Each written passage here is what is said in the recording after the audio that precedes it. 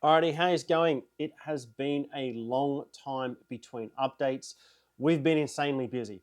When we're busy, it's because we're doing a heck of a lot of work. The first things we drop are our socials. We're here to make cool devices, and that's what we've been focusing on.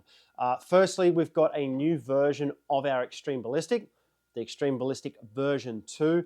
The biggest difference with the version 2 is that the calibration of the sensors is done electronically internally.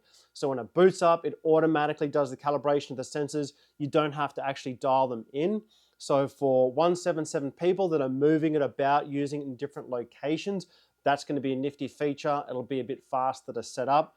If you're running slugs, if you're using 22 or larger projectiles, probably not going to be much different because you don't really need to have that fine sensitivity adjustment. But either way, we've improved the product a little bit. The biggest change, we've spent the last couple of months completely rewriting all of our software. So a completely different platform. We've got a lot more internal changes, a lot of performance improvements as well. But externally, you're probably not going to see a lot of difference. It's still got the same interface. It's still doing the same things. Some minor changes are going to be apparent. When the sensor was blocked or you had issues with the sensor, it would reboot to do the self-check to check the sensor status. It no longer does that. If you've got something like a fouling problem or a sensor is blocked, you get a sensor error message now, and it tells you, you can click on a link and sort of resolve that. So it's a little bit more friendlier, little things like that, but have only been accessible now after the rewrite. We've also got some people doing some cool things like making e-ink displays for the NateChrony that they want to use. So interfacing with other people's stuff is going to be a lot easier as well.